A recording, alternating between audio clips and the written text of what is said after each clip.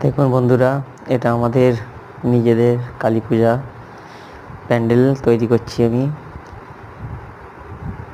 নিজের প্যান্ডেল তৈরি করে নিচ্ছি, কারণ হাতে সময় কম আর অন্য ডেকোরেটর দিয়ে যদি প্যান্ডেল করাতে যাই আমাদের সেই বাজেট ছিল না। তাই দেখুন সুন্দরভাবে কীভাবে নিজের প্যান্ডেল বানিয়ে নিচ্ছি।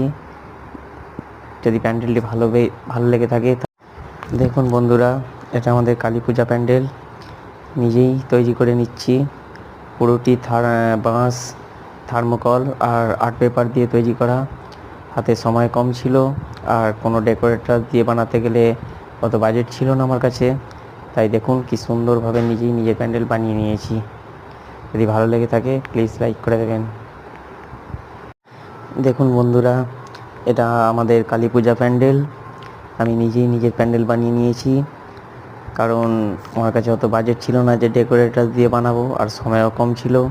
আমি আগে কোনো দিনই প্যান্ডেল বানাইনি, তাই চেষ্টা করেছি যাতে ভালো প্যান্ডেল বানাতে পারি।